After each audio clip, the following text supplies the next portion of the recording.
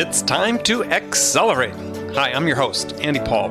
Join me as I host conversations with the leading experts in sales, marketing, sales automation, sales process, leadership, management, training, coaching, any resource that I believe to help you accelerate the growth of your sales, your business, and most importantly, you. Hello, and welcome to Accelerate. Joining me today is Bill Johnson, founder and CEO of SalesView, a sales enablement platform that, if I can quote the website, uses automation and process sophistication to accelerate those critical activities that create and support revenue. So, Bill Johnson, welcome to Accelerate. Thanks a lot, Andy. Glad to be here. Appreciate you taking the time. Oh, God, my pleasure to have you on the show. So, take a minute, introduce yourself to the audience. Maybe tell us how you got your start in sales. Yeah, so I'm a career sales guy. I don't mind saying that. I know Nothing wrong with that. Yeah, I know some people look at it with some disdain, but I've had a tremendously fun career, enjoyed it. Started selling turnkey point-of-sale inventory control systems 30 years ago, and then joined a flyer called Parametric Technology in the late 80s, and had a fun rocket ship ride, rose up through the ranks, ended up running the central part of the U.S., 180 people working for me, $70 million business, went from a pre-IPO to an $8 billion market cap before that was easy to do. Left there and joined Primo as the early VP of sales in a marketing automation space that was just beginning back in 99, and served there for a few years. And then wanted to be an entrepreneur, went out on my own and started a marketing services company that does outsourced demand generation at like 3 million other companies. And we just happened to do it very process-oriented, which caused us to go build SalesView, because we could use an Excel spreadsheet with 6 employees.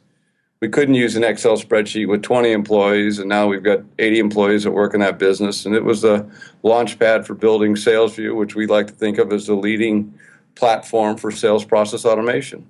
Okay, so a couple things to unpack in there. So first of all is you built SalesView, the application, before you started the company, to support your own internal requirements.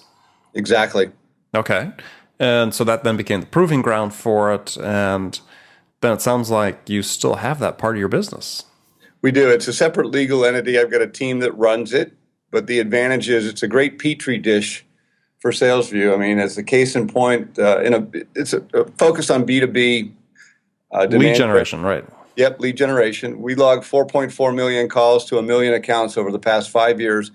So we've got a ton of data about what works and what doesn't, what industries respond, what functional areas respond. And SalesView has been a key differentiator for that business and helping us grow. Okay, so you position SalesView as a platform solution versus a point solution. So what do you mean by that? Yeah, so the original product built for lead gen was a pure prospecting automation play, kind of similar to what SalesLoft is bringing to market with their cadence product and what Inside Sales provides with their telephony-based solution. It helped make it easier for a rep to prospect. And we were very focused in terms of 6 calls, 2 emails. We put a cadence together, and it focused on the prospecting effort. 3 years ago, we made a pivot and decided to rewrite that whole application inside of the Salesforce.com ecosystem. And now we look at the whole sales cycle, from prospecting to demo to opportunity management to new client onboarding to contract renewal.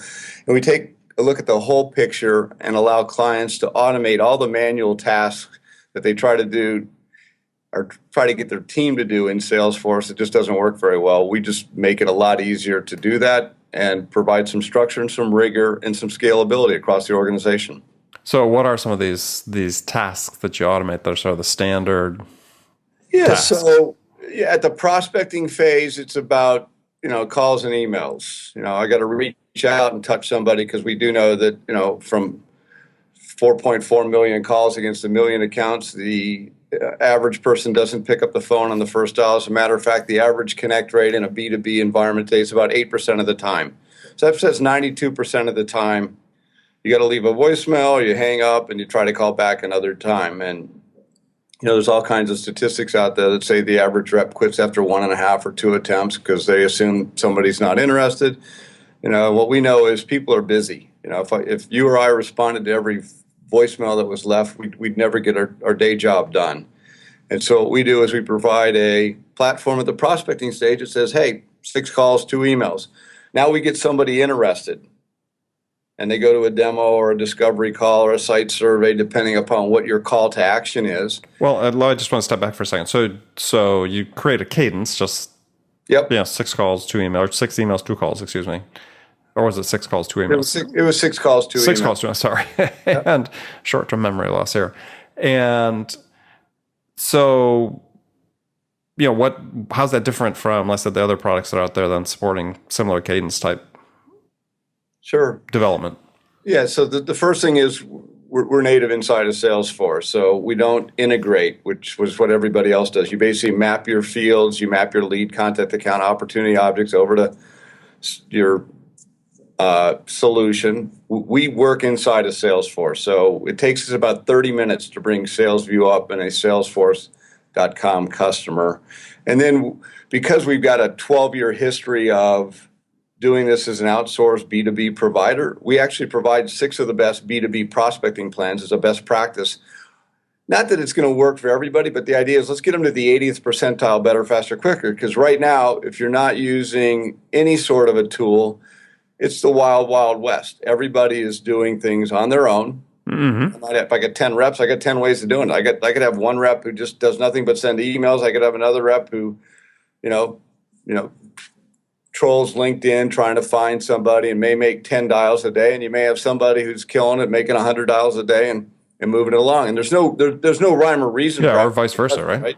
So, yeah, I was gonna say sometimes you may find people, making 10 outreaches a day that are doing better than those making 100. So, right. And so anyhow, so what we do is we try to leverage what we've learned over the past 12 years as a B2B provider of demand generation services. But then the next phase is, as in my sales management career, Andy Paul schedules a meeting with Merrill Lynch. First thing I want to know is, hey, Andy, how'd that meeting go? I wasn't there to join you. How'd it go? And so I'll send you an email and you'll say, oh, it went well. But now that works well when I've got one sales rep named Andy Paul. What happens when I've got 10 sales reps and they've each got 3 meetings that day? So there's 30 meetings. What we allow you to do is when we schedule a meeting, it goes to a meeting stage of the sales cycle automatically from a workflow standpoint. Rep just says, I schedule a meeting. The contact automatically moves to a meeting state. And now I give the rep a set of campaign configurable, customer configurable buckets to put that meeting outcome in. So it went well. We're going to forecast it. It was rescheduled. Got a follow-on meeting. Need to talk to some other people. Have a second demo. Whatever. But now I still can leave notes. The problem is it's hard to report on notes. I can now report on the outcome. So I've gone from prospecting to meeting, and I'm now reporting on the outcome of a meeting. And one of those outcomes may be new opportunity. So now I'm starting to manage further into the sales cycle. And at an opportunity stage, we've got clients who say, when somebody's at an opportunity stage, I don't want a rep to go 4 days without touching them. So they've actually got an opportunity management cadence that says every 4 days there's a touch point, whether it's a call or an email or direct mail piece or a text or whatever. They're routinizing the outreach to make sure that they don't get on a forecast call and say, hey, where are we at with this deal? Oh, I'm supposed to call them in 2 months. Well, then why are they on the forecast? Mm-hmm. And then once we move to a closed won stage at the opportunity stage, we push a button, closed won. Guess what? The client success team who onboards new customers, it starts their 17-step process for onboarding a new client. Send out the URL to the link to install our software, schedule the implementation call, set up the activity results, schedule the rep training call. All those things that are done sometimes in Salesforce, sometimes most of the time outside of Salesforce, can now be done in a cohesive, structured fashion that makes it easy for everybody in the organization to understand where every prospect and every customer is in the life cycle of being a customer. So you'd made the comment before. I'm just envisioning this because I've only seen the product briefly at a show booth. So let's say an outcome of particular activity. It's sort of a check the box type thing to say this is what the outcome was, and I'm trying to think where. And this is an interesting question, I guess, for you is you might think, okay, well, there's some nuance description that needs to go along with that, because this is sort of black and white. But is what you're saying is that over time, based on the number of transactions seen and so on, that sort of nuanced description doesn't really matter? Yeah, it's a great question, and the answer to that is it's not a checkbox. It's an activity result that's intelligent. And so, case in point, let's go back to the prospecting cycle. I can pick from 8 results when I reach out to a prospect: left voicemail, call no message, talk to the admin, bad data, referral, follow up, or appointment, as an example. When I select appointment, that's what's going to, so the result, and this is all part of our workflow engine, it's the Sales View secret sauce, is the appointment button triggers, the appointment result actually triggers the movement of that contact from the prospecting stage automatically to the appointment stage. So now I know, we reached out to 100 people today, and like today, Sales View scheduled 7 appointments. So 100 people that we were reaching out to, 7 of them moved to the appointment stage. And so we're going to be doing a demo for them sometime over the next 2 weeks. And once they get done with the demo, my reps have a series of buckets to put the demo into that says we actually have a step between the demo and the opportunity called engage, which the reps love, because what it says is the reps believe they can sell that prospect something, but they're not ready to forecast them. They might have to do a second demo, might have to do a technical. And so one of the results is engaged. One of the other results is rescheduled. One of the questions is follow up. One of the results is canceled, whatever. So now I can actually see the 100 prospects, 10 demos. 10 demos turn into 4 people who are engaged. At the engage step, new opportunity. And is one of the results. And that forces the rep to now, they got to forecast it. When they select new opportunity, they're saying, I'm going to sell something to this person, or I'm going to sell something to this account. And so now I start to understand my mathematical progression through the sales cycle in real time. So it's not, it's not a pivot table. It's all done via Sales View with pretty cool analytics to help you understand, how people are moving, what velocity people are moving through the sales cycle. And so then if at some point, though, and this is just back to the original question, is you might want the rep to put in a little more detail, though, about, let's say one of the outcomes was they had a conversation with the prospect. Sure. So they've got their bucket, but then, at some point, expect a little more data to go in. And so the bucket is just for reporting purposes. Just for reporting, okay. Look it up. It's the high level view. So 100 meetings this quarter or this month. What was the outcome? And then I can drill in. You're still leaving notes. The problem is, if I've got 25 reps and 25 reps leaving 5 notes a day, that's 125 notes times 5 days a week, 625 notes to go through and review, or call recordings. And I'm trying to look at the macro view if I'm that first line or second line manager to say, okay, what's the outcome? What's the mathematical average? If Bill Johnson has 10 meetings, how many of them move to an engaged step? If Andy Paul has 10 meetings, how many move to an engaged step? And are they about the same? Because if there's differences, I want to understand, what the differences are. And then it goes all the way through to the closed one sort of scenario. Because what we're trying to manage, let's face it, the forecast is a lagging indicator. What we're trying to manage is all the leading indicators to say, are we going to hit our number?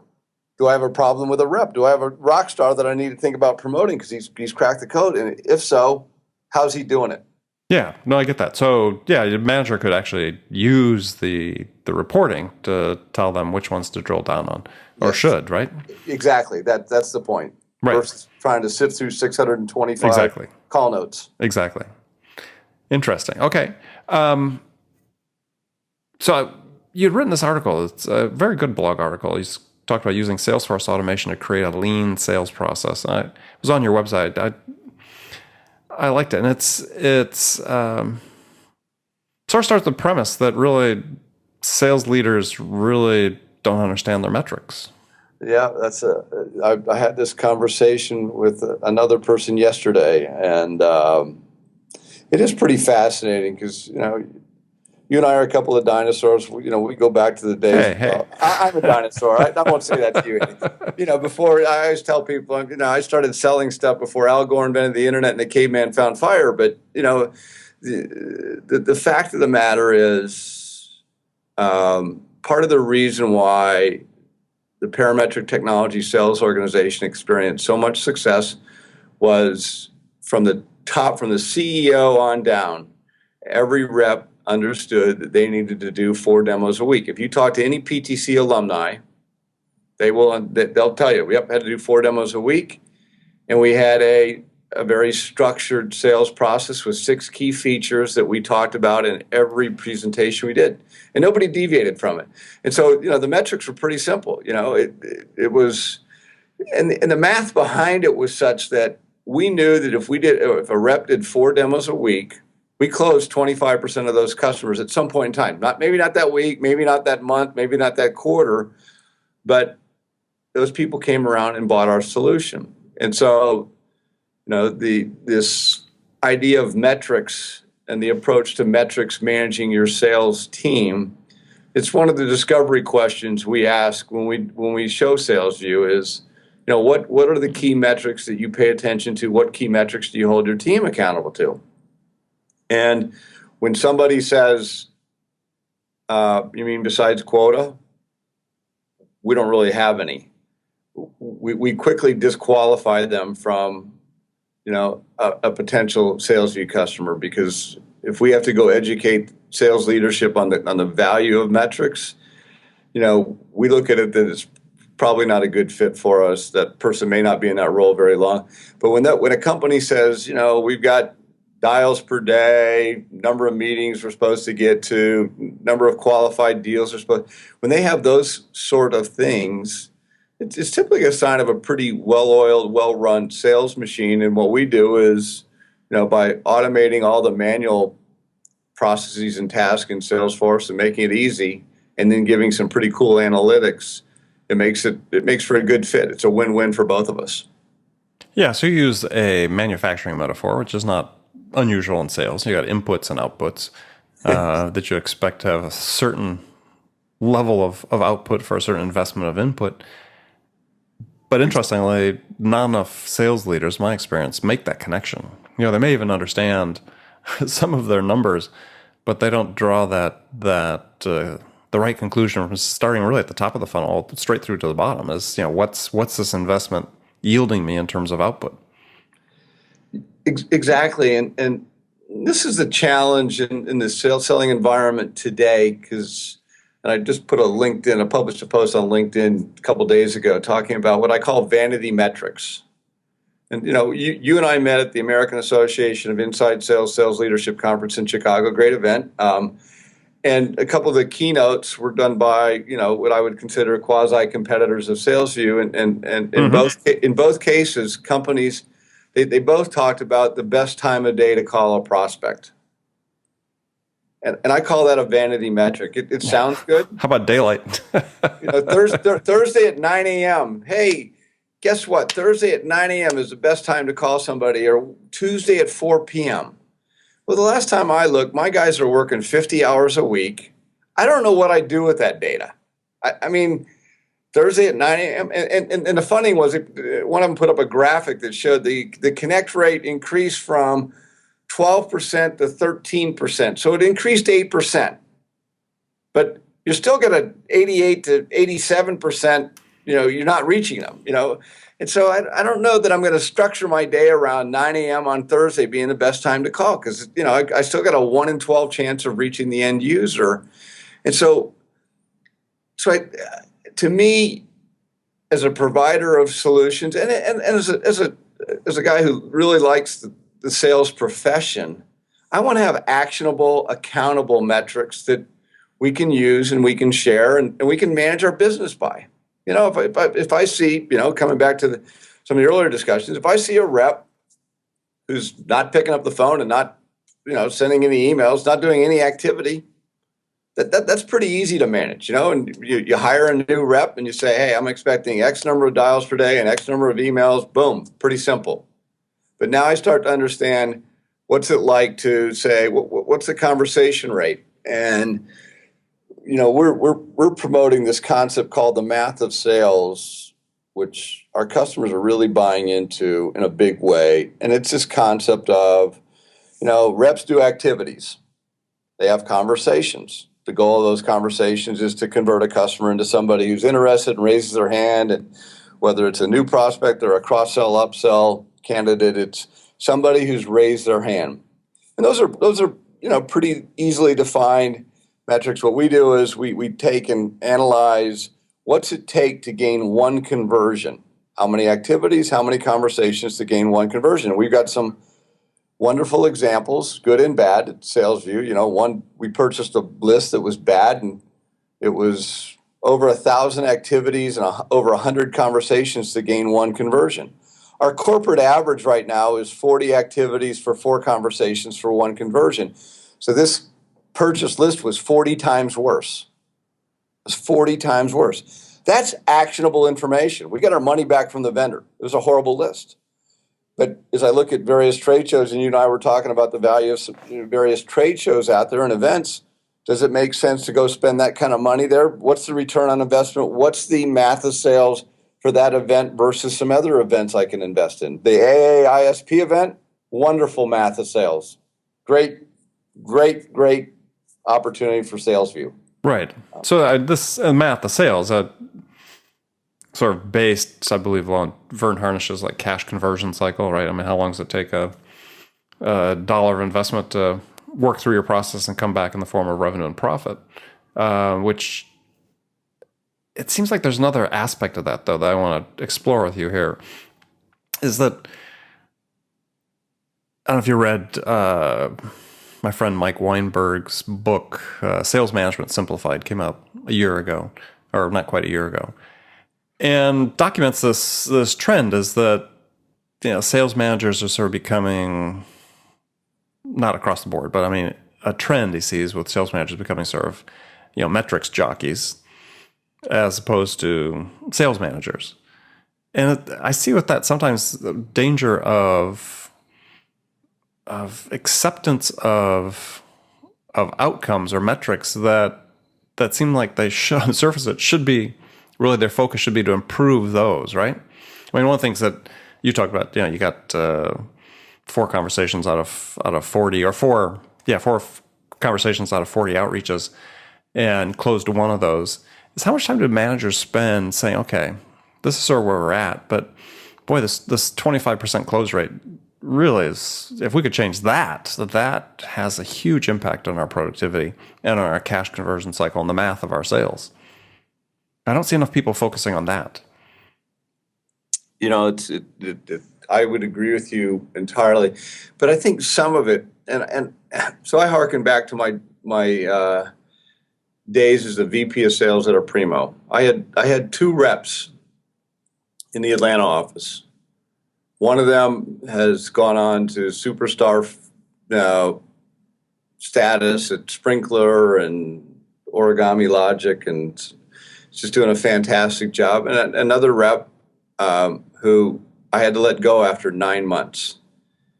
And part of the reason why I'm so passionate about SalesView is I think if I would have had SalesView back then, both people look the same on paper. Mm-hmm. Resume's the same, married, home ownership, big burn rates. The type of guy you like, the type of guys you like to hire as a sales manager, because if they make $1, they're going to spend 2, and if they make 3, they're going to spend 4, and they're going to be motivated. And both of them were very cut from the similar cloth, and the one guy just couldn't make it. And I was challenged as I traveled with him. I couldn't tell you if it was an activity level, if it was a conversation level, or if it was when he engaged with the customer, because I just couldn't decipher where the breakdown was. Because if I could figure out where the breakdown was, I'd like to feel like I could have coached him to success.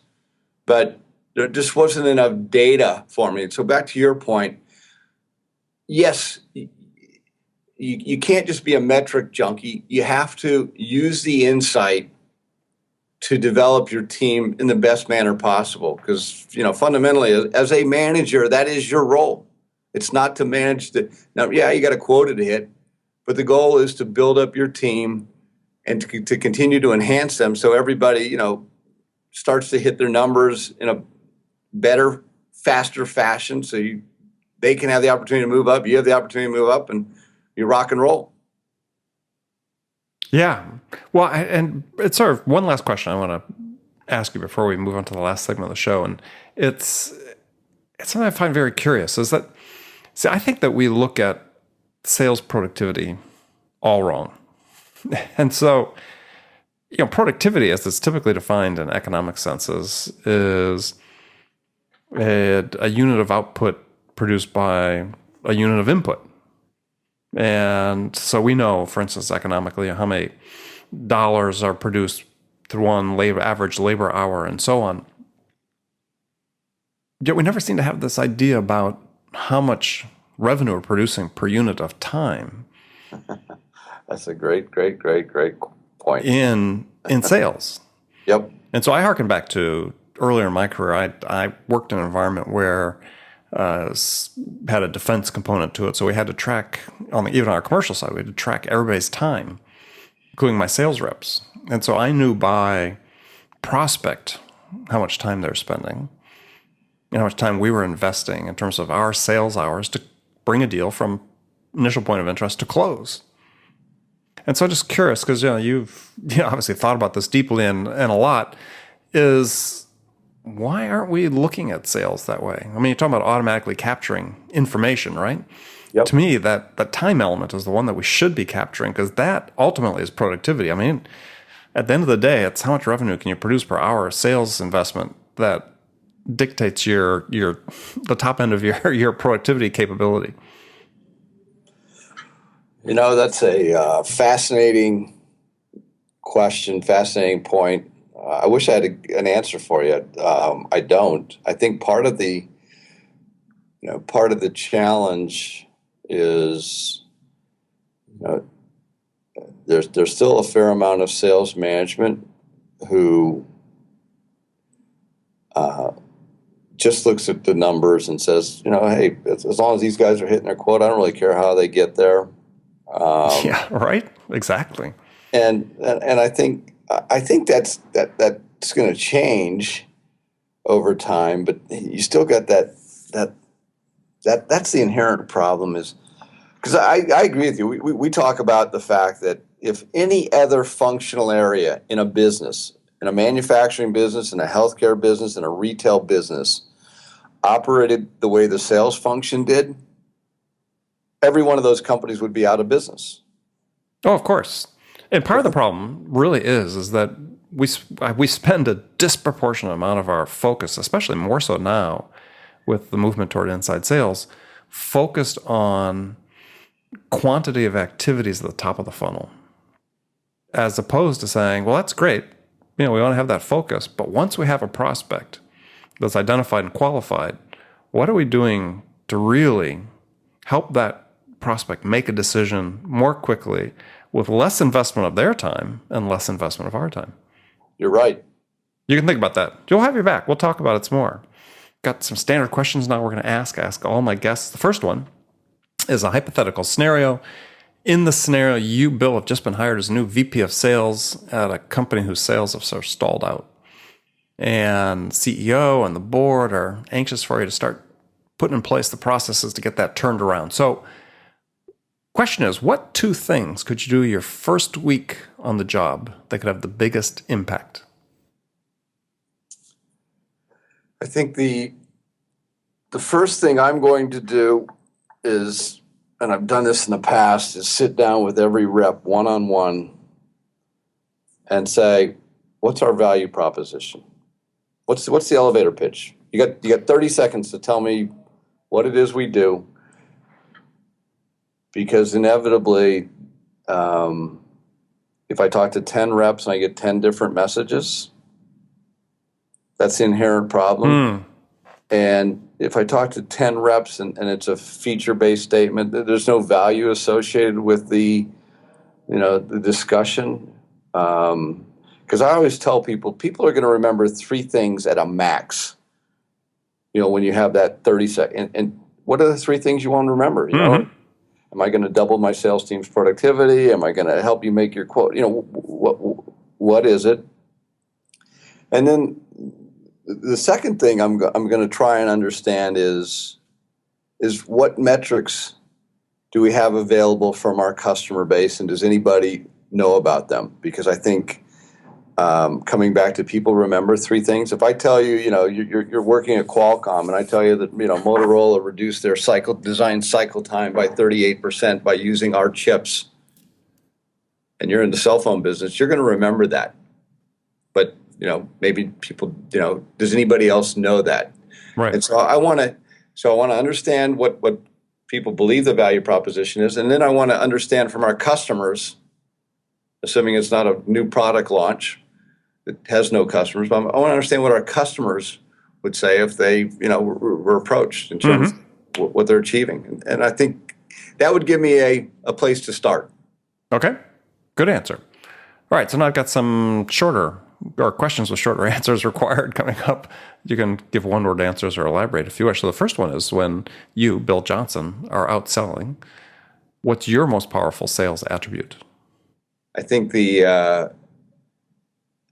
understanding of the first point, I understand the value proposition, and being able to listen to a customer in terms of what their points of pain are, what they're challenged with, and being able to convey my message back to them in such a manner that they get that we can help them. Okay. Perfect. Who's your sales role model? The peer group I work with at Parametric Technology, because they've all gone on to really big jobs. Brian Halligan's running HubSpot. Jim Baum sold, who's the database company that got acquired by, Kirk Bowman's at Excel Partners. John True's retired now. So that peer group, I had a really great opportunity to work with a bunch of guys that, we kicked ass and took names, and it was fun. We put 5 companies that were doing $2.5 billion in revenue out of business and went on to dominate that industry. So that's the peer group I look up to. It's okay. the peer group Great I answer. stick with. What's one book that every salesperson should read? There's a bunch of good ones. Right now, I'm going to go back in time to an offering that you and I are familiar with, but I guarantee there's a single millennial that's heard of it. It's Selling to Vito. Tony Parianello. It's we've seen a tremendous. So people understand, Vito standing for a very important top officer. Exactly.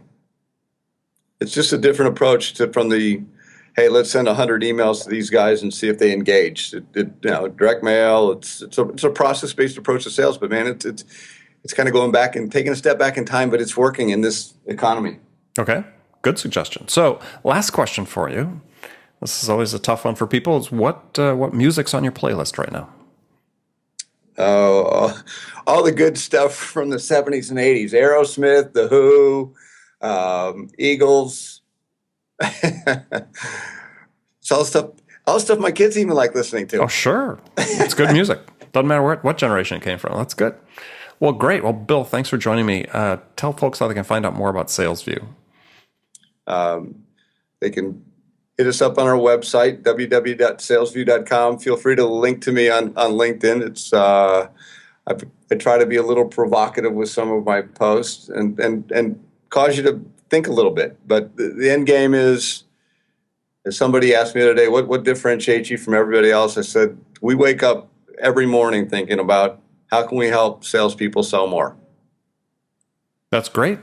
Yeah, that's a great approach to have. So, Bill, thanks for being on the show. Thanks a lot, Andy. I certainly appreciate it. And remember, friends, make it a part of your day every day to deliberately learn something new to help you accelerate your success. And an easy way to do that is to make this podcast Accelerate part of your daily routine, whether you're listening on your commute, in the gym, or as part of your morning sales meeting.